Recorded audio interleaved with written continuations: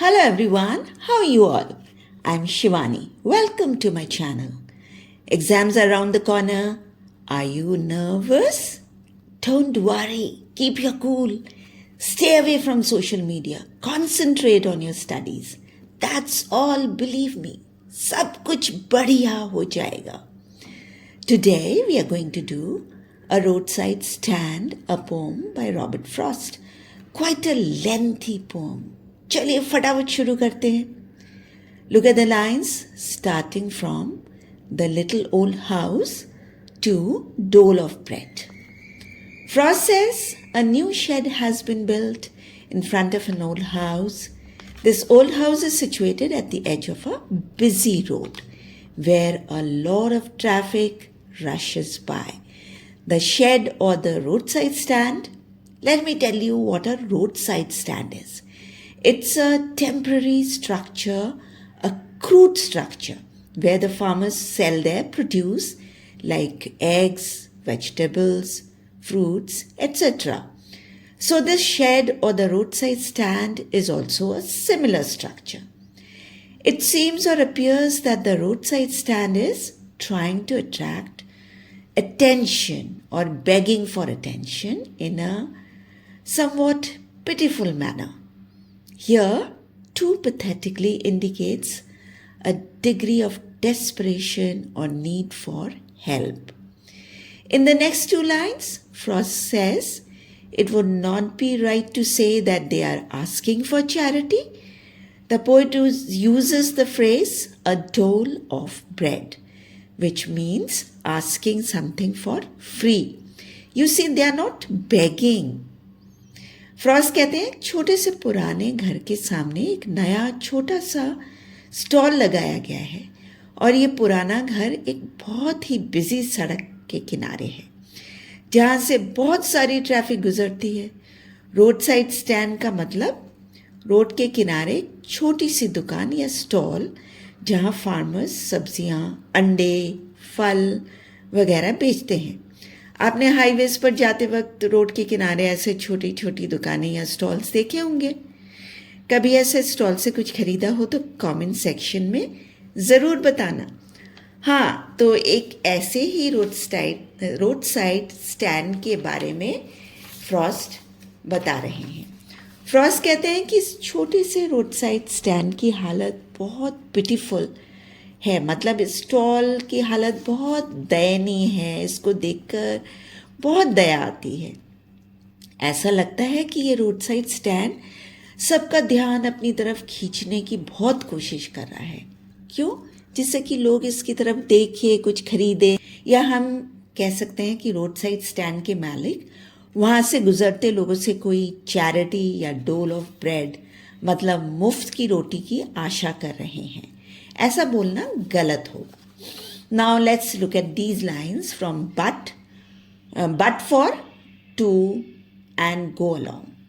The poet says people at the roadside stand are not asking for charity from the city folks. They just expect them to buy something from their stand so that they could earn some of the money or the cash that the city folks possess. The flow of this money supports the city people to maintain the vibrancy of city life and prevents them from sinking or withering faint. Withering faint means to dry up and die out like a dry flower. The flow of money is very important for the rich of the city to maintain their high-class lifestyle. The polished or the high-class traffic from the city moves on without paying any attention to the humble roadside stand. They ignore the roadside stand because their mind is fixed. They are thinking ahead about their destination or their goal.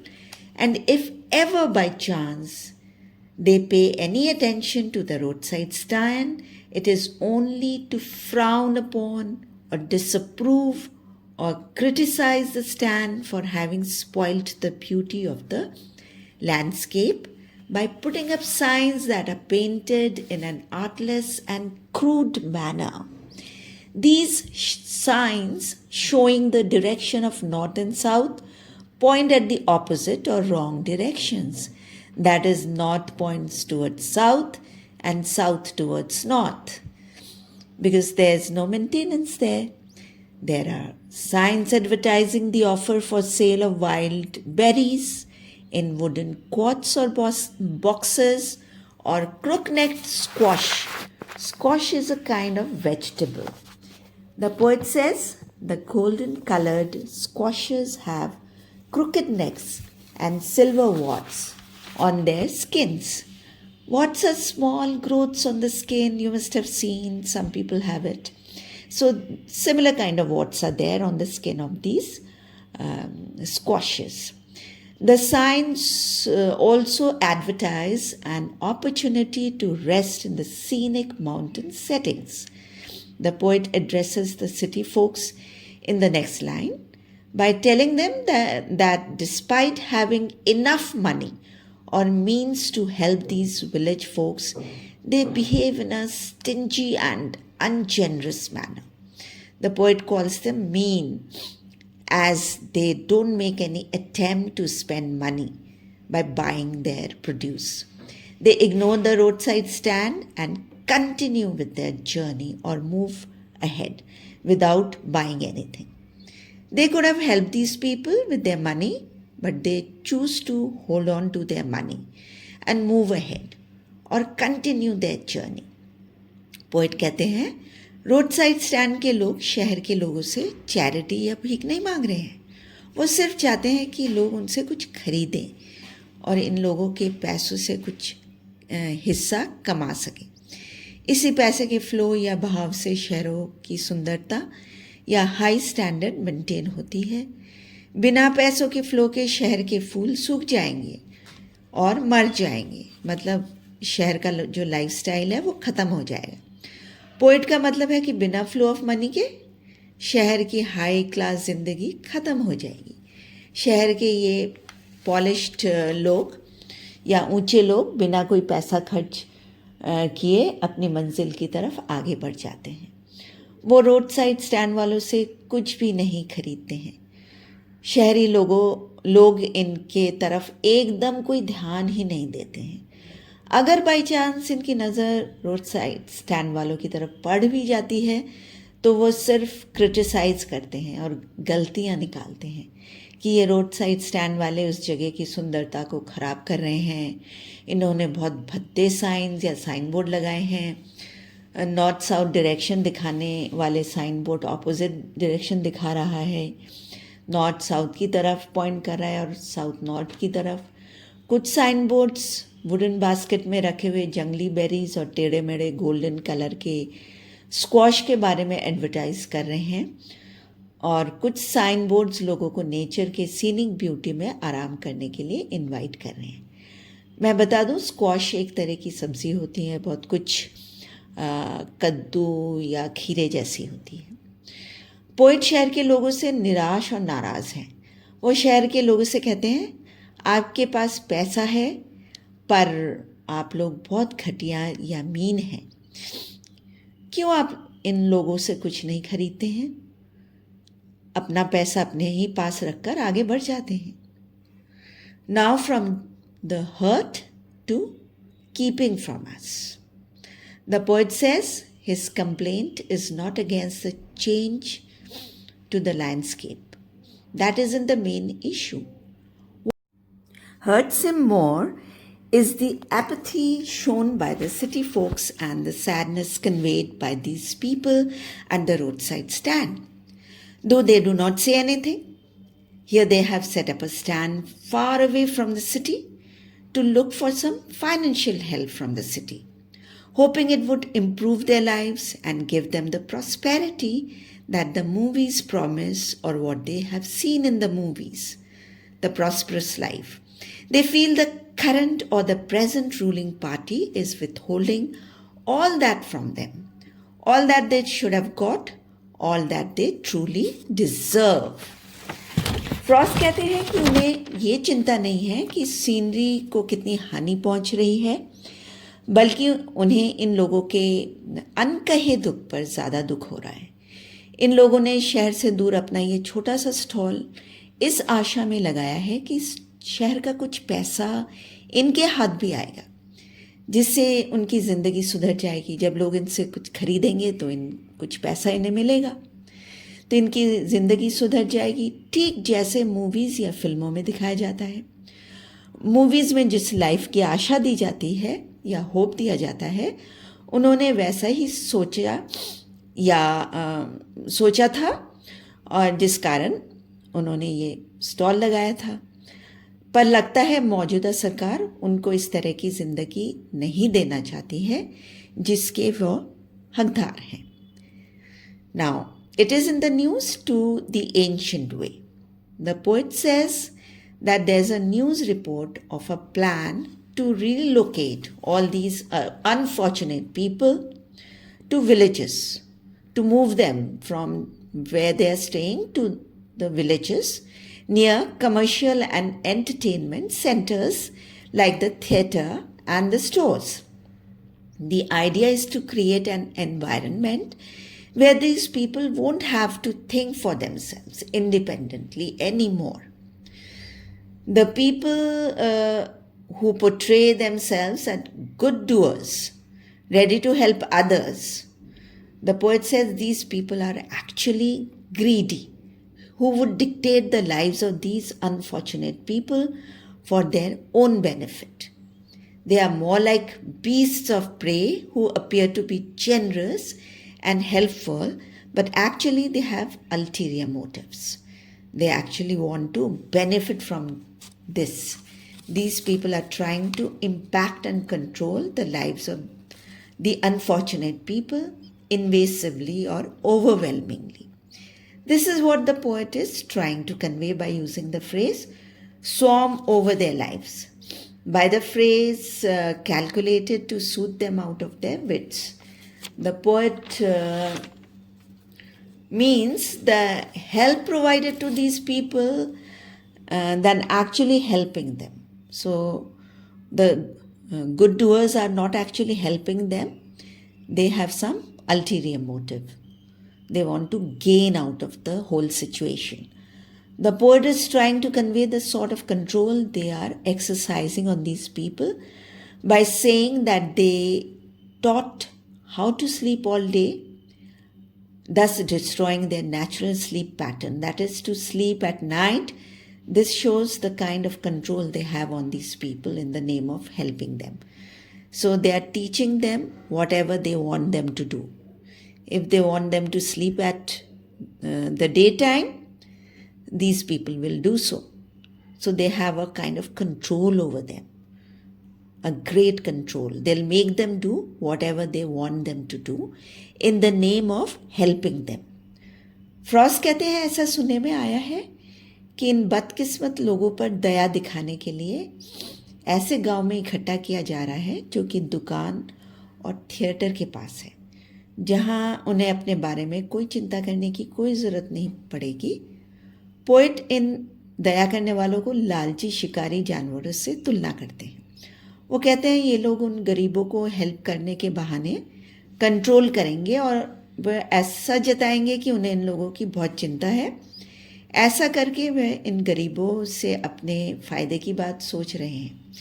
ये उनकी ज़िंदगी को पूरी तरह control करेंगे और ऐसा जताएंगे कि इन्हें बहुत चिंता है और इन्हें अपनी मुट्ठी में कर लेंगे और इन पर इस हद तक कंट्रोल करेंगे कि जब वो इन्हें दिन में सोने को और रात में जागना सिखा देंगे, जो कि नॉर्मल पैटर्न से बिल्कुल ऑपोजिट है। जैसा कहा जाता है ना कि दिन को रात और रात को सोचना, ये लोग वही कराएंगे इनसे।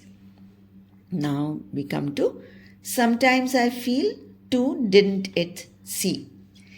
इन this stanza the poet says that sometimes it's difficult to cope with the unfulfilled desire. It reminds him of a child's difficulties of coping with or dealing with an unfulfilled desire. The moment he compares his emotions to a child's emotions on not getting a desired thing, the sadness lingers by the open window throughout the day. waiting in hope to hear the sound of brakes of a stopping car.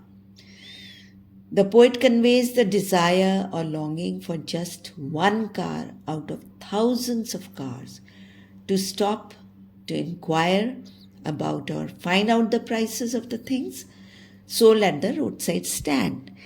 That is his only desire, that some people would come and stop there and ask the people the prices of the things they are selling. But it seems as if it is not going to be fulfilled. He compares his desire to a child's desire. How a child feels when his or her desire is not fulfilled is the similar situation. Then the poet says one car did stop, but only to disrupt the grass while backing to turn the car. Another stopped to find the direction to its destination, and yet another stopped to find out if they could buy a gallon of gas from them. Couldn't these self-centered and selfish people see that they were not selling any gas? Their behavior and their inquiries show that how self-centered these people are. They don't care about others. They don't have time to even see what others are doing. Poet कहते हैं कभी कभी उनको ऐसा लगता है कि इस दुख को सहन कर पाना बहुत मुश्किल है. ठीक उसी तरह जैसे जब एक बच्चा किसी चीज़ को पाने की आशा या होप करता है और जब उसकी आशा निराशा में बदल जाती है. ठीक उसी तरह पोएट का खिड़की के पास से हज़ारों सेल्फिश या मतलबी गाड़ियों को गुजरते हुए देखना और उनमें से एटलीस्ट एक गाड़ी के ब्रेक लगाकर रुकने की आवाज़ सुनने की आशा करना और सारा दिन निराशा की दुख झेलना क्योंकि उनमें से किसी भी गाड़ी के रुकने की आवाज़ सुनाई नहीं देती है. आखिर में एक गाड़ी के ब्रेक लगाने की आवाज़ सुनाई देती है, पर पीछे मोड़ने के लिए घास को खराब करके ड्राइवर कार में ब्रेक लगाता है तो एक और कार रुकती है, पर ये अपने डेस्टिनेशन का रास्ता पूछने के लिए रुकती है. एक और कार ये पूछने के लिए रुकती है कि क्या ये लोग एक गैलन गैस बेच सकते हैं. पोएट कहते हैं कि ये लोग कितने भावहीन हैं, इन्हें यह भी नहीं पता कि यहाँ गैस बेचा नहीं जाता. Next is no in country money to my pain. Now this is the last stanza. In these lines, Frost reflects the challenges faced by the people at the countryside. He says the country money or the economic opportunities are very less, or improvement in the circumstances has never been there. This is what the people at the countryside complain. The poet cannot bear this pain anymore and expresses his desire to put these people out of their pain in one stroke. Here poet is contemplating mercy killing. He feels only death can give them relief at one go. But the next day he understands the complexity of such a decision and comes back to sanity or starts thinking rationally. He wonders what it would be like if someone offered the same situation to put him out of pain, that is to kill him to get relief from his problems. So you see, killing is not a solution to any kind of problem. By ending life, you don't end the problems. Frost कहते हैं कि country side में रहने वालों के पास पैसा या financial support या अपॉर्चुनिटीज़ मतलब अवसर बहुत कम है. क्योंकि पैसा कम है तो इम्प्रूवमेंट के अवसर भी कम है और वहाँ कोई इम्प्रूवमेंट भी नहीं हुआ है. यही कंप्लेन ये लोग करते हैं. पोएट से अब ये दर्द सहन नहीं हो पा रहा है. वो एक ही झटके में इन लोगों का दुख मिटाना चाहते हैं.